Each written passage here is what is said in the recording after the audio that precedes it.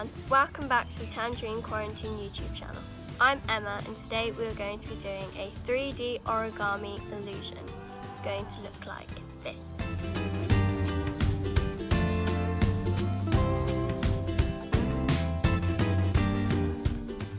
One of our other young leaders, Ellen, showed this idea, so I hope you enjoy it.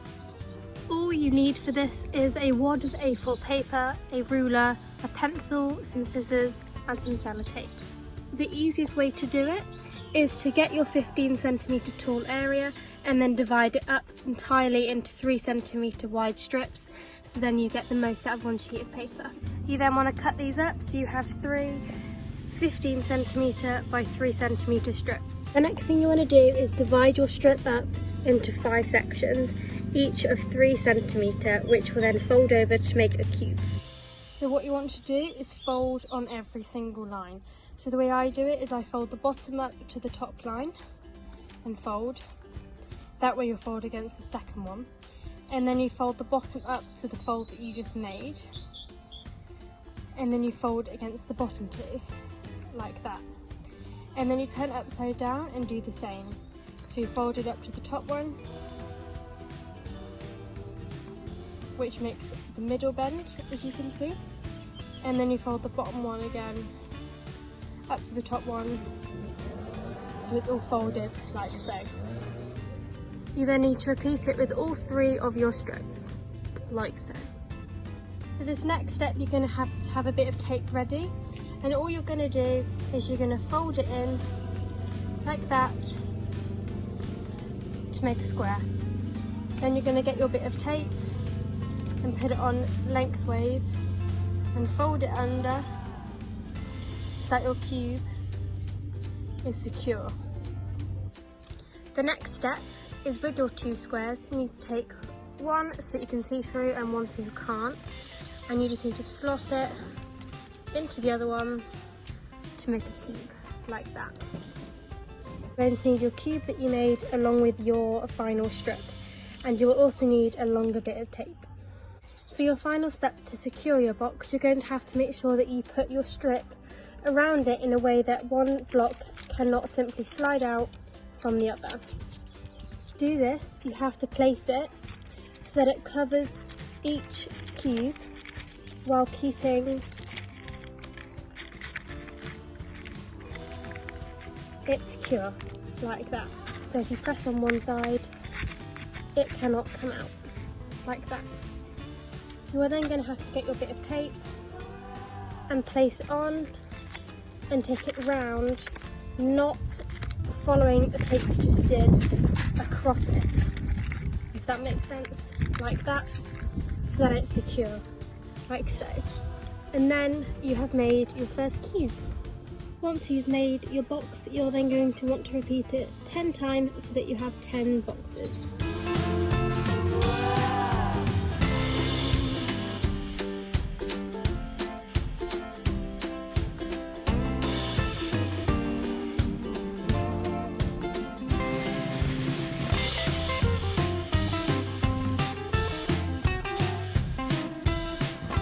So once you have your 10 boxes, then we will start assembling the first quarter.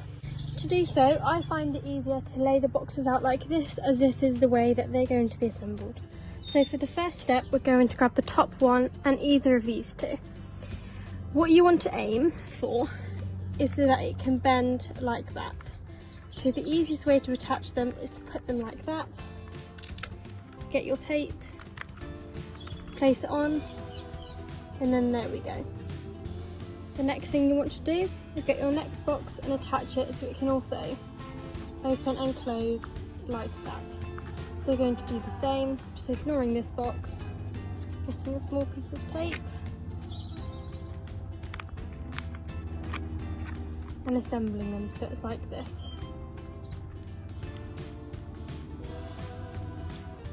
Next, we are just going to try and attach the 3 and then the 4. So we're going to do it layer by layer. The easiest way to do it is to attach the middle one first, there, as that is the hardest one to put on. And then you can go and do the outer ones afterwards. So to attach the middle one, you're going to need 2 small pieces of tape again. And the best way to do it is put it there, picture where you want it, and because you want it to be able to fold on that one. So you want to get that box, some tape, and place it on so that it can be folded in like that. The next thing you want to do is attach it to this box here.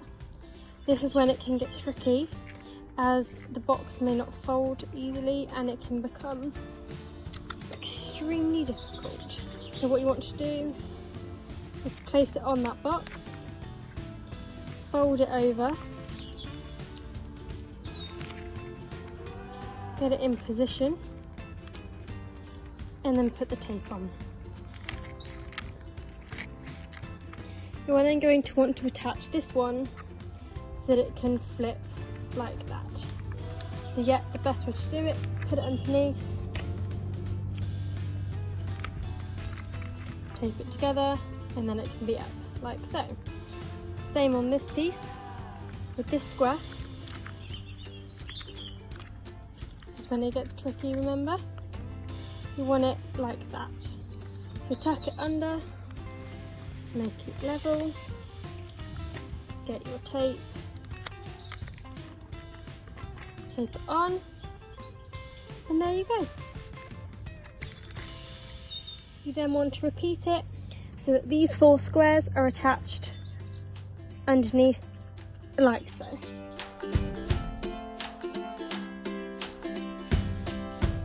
When you have made this, you then want to repeat the whole thing again so that you end up with 2. The next thing we want to do is to attach them together. So the best way to do that is to line them up like that, and then we're going to put tape across there to attach them all like this. So we're just going to make sure that it's flat, and then put some tape on, and then we are going to repeat it for each of the 4 attachment points.